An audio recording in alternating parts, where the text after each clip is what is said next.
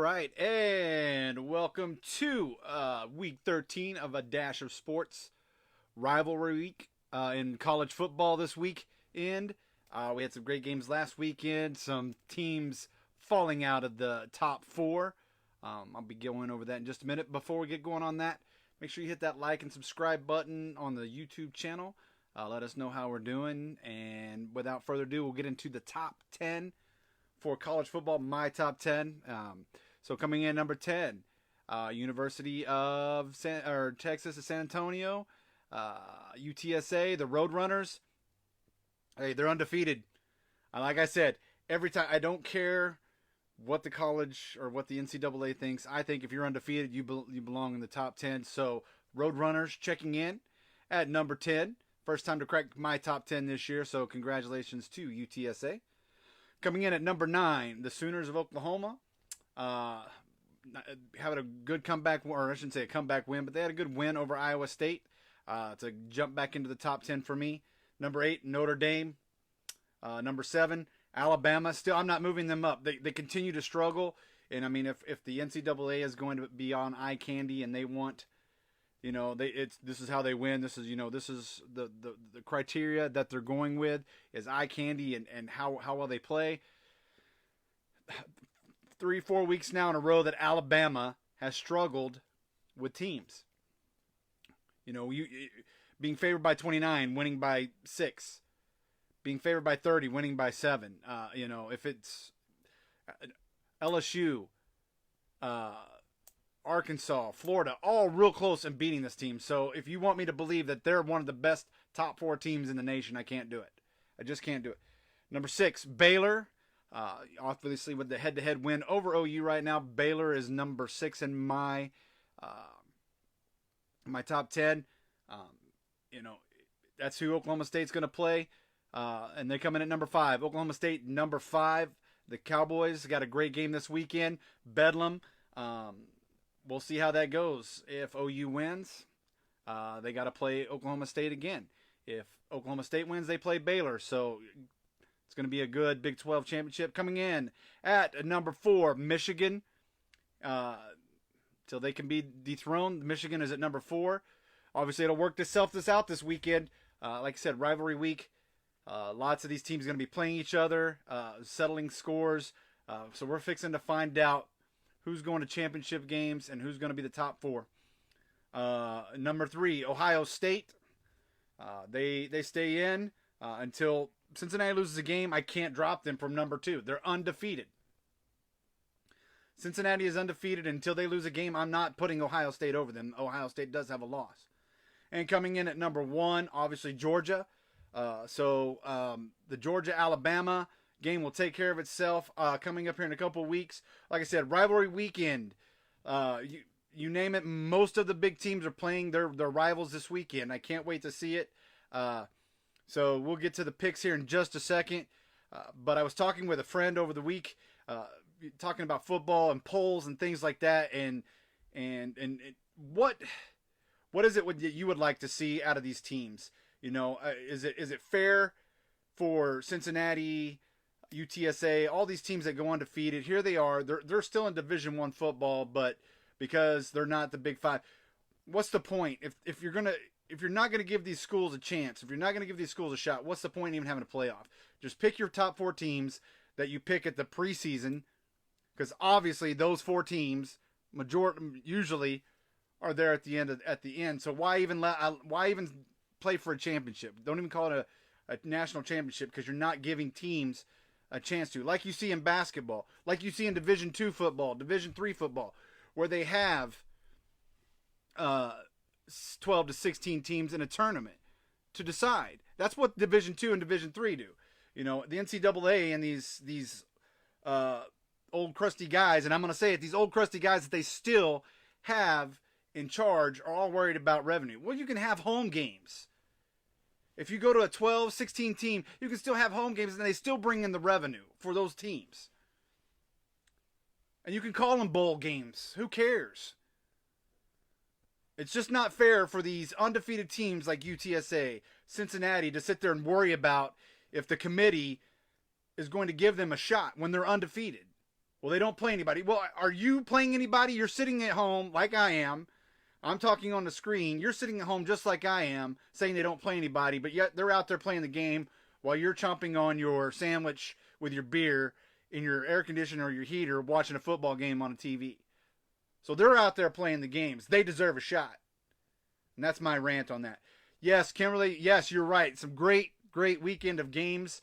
Lots of rivalries. So get ready. Hold on to your hats because this is Rivalry Weekend. From Mississippi to Mississippi State, Ohio State, Michigan, Oregon State, you name it, Auburn, Alabama. They're all rivals. Of course, we're going to end it up with Bedlam.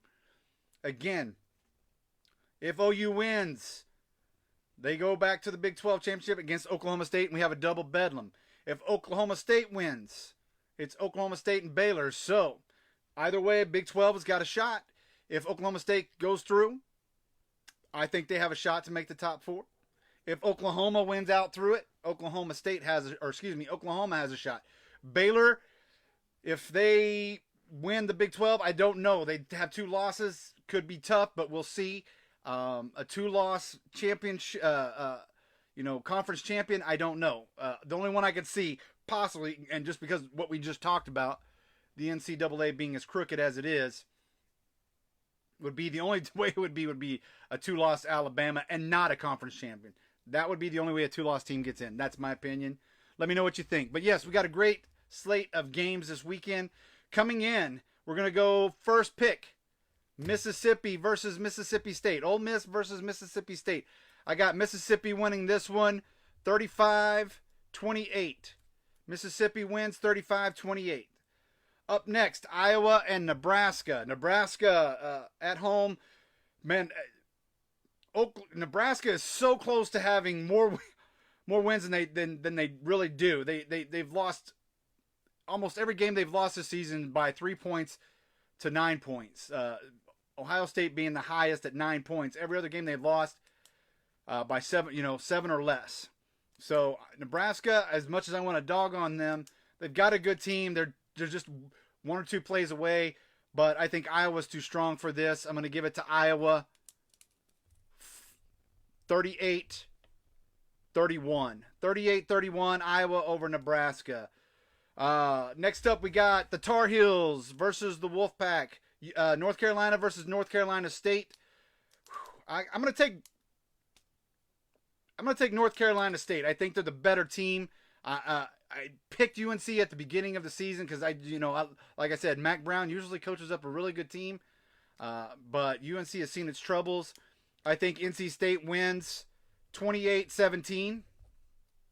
NC State 28, UNC 17. All right. Ohio State versus the team from up there. Is that what I think that's how Ohio State calls them? The Buckeyes call them the Wolverines versus the Buckeyes. It is in Michigan. It's in the big house. Man, this is a tough one. I've been going back and forth all week long. Both of them playing pretty good, playing pretty decent. History tells me that Ohio State wins this. History tells me that Ohio State wins this, and history tells me that Harbaugh can't win the big one. So, Ohio State, 41, Michigan, 35. Ohio State, 41, Michigan, 35. Up next, the Battle of Atlanta, or Battle of Georgia, however you want to look at it. Georgia Bulldogs versus Georgia Tech. Georgia's the number 1 football team for a reason. They got the stingiest defense, and Georgia Tech got embarrassed by Notre Dame. But it is a rivalry game. However, Georgia's just too strong. Georgia 48, Georgia Tech 10. Georgia 48, Georgia Tech 10. Alabama versus Auburn. Like we said, the last 4 weeks, Alabama has just not looked Alabama-ish. They're not blowing people out. And that's what the committee wants, but yet there they are. Committee, Alabama's the only team that doesn't have to blow people out to be in the top 4.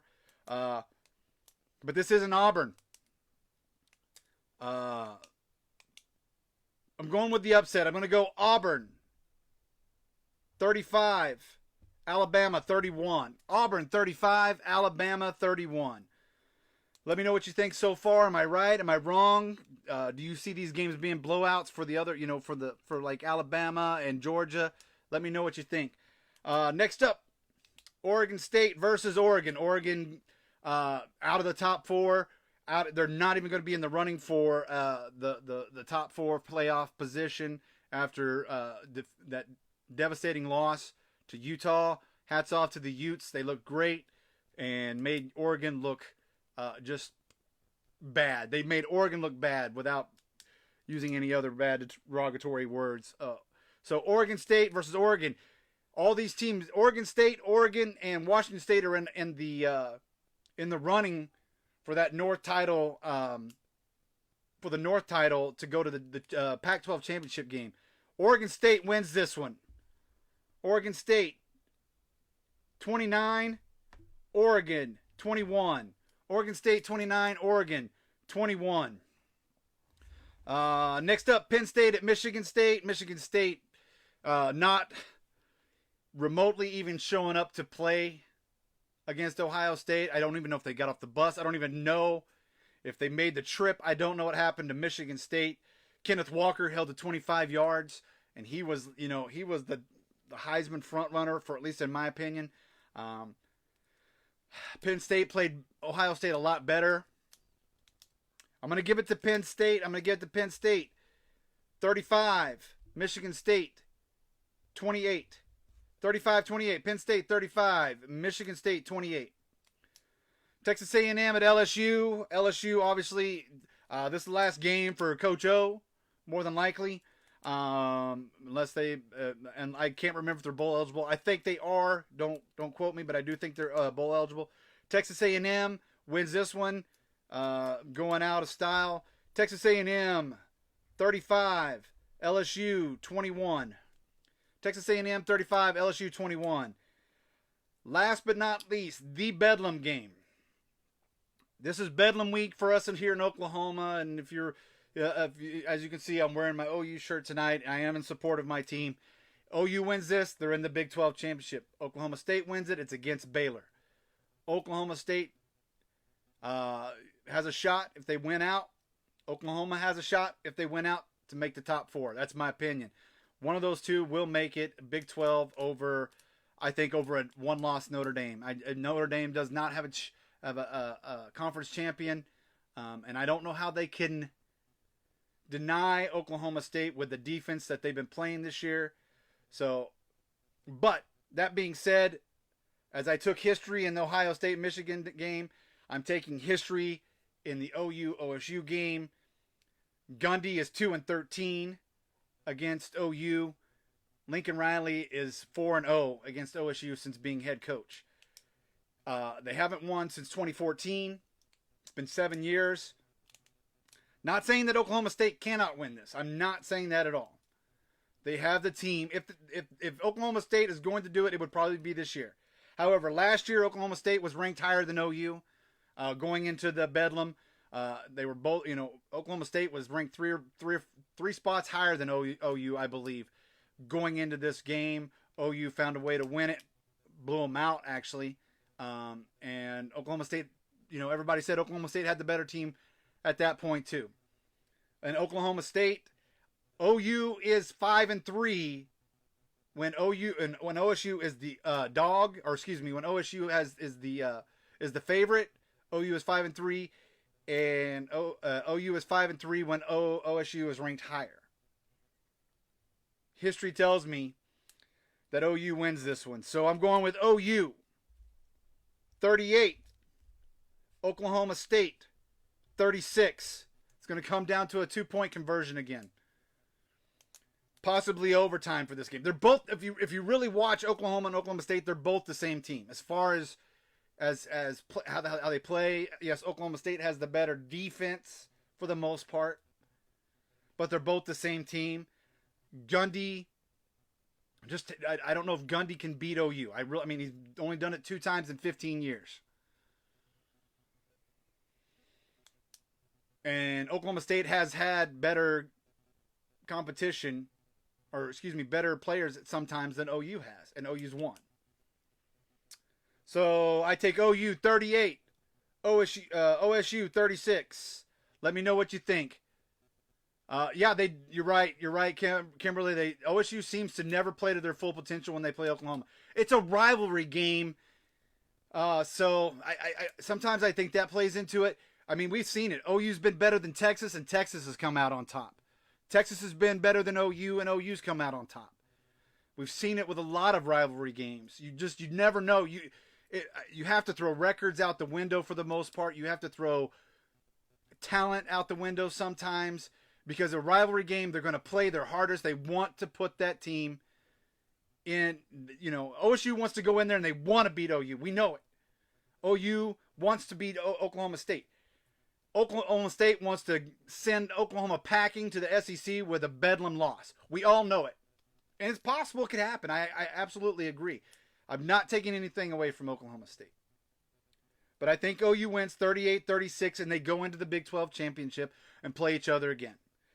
That's my picks. The tiebreaker for this week, if you're picking, the tiebreaker for this week is the total score for Notre Dame and Stanford. I didn't have that as a pick 'em. But Notre Dame-Stanford is another, fairly good rivalry. They always play each other every year.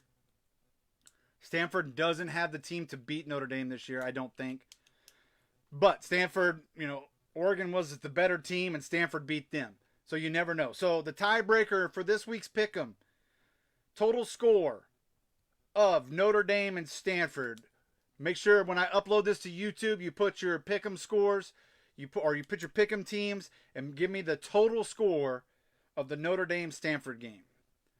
All right, guys, that's my picks for this week. That's my top 10 for the week. If you didn't get it, it'll be loaded up to YouTube in the morning. I will have it all ready because I believe the Mississippi State game is tomorrow night. So you have to have your picks in. You have to have your picks in by halftime of the Mississippi State game tomorrow. Have it in. If you're not part of the normal, that's fine. If you want to be a guest picker, feel free. If you become a guest picker, you automatically enter yourself into the bowl tournament or the bowl game competition that we're going to be having. You'll automatically enter that to possibly win $100. So if you're a guest picker, go out there and pick. You automatically enter into the competition of the bowl game where you could win $100 if you pick all the right bowl games. So with that being said, I hope you guys have a wonderful, wonderful Thanksgiving. Have a wonderful, wonderful holiday. And I will see you next Wednesday for college football. Thanks, guys, for coming out. Have a wonderful night. Happy Thanksgiving.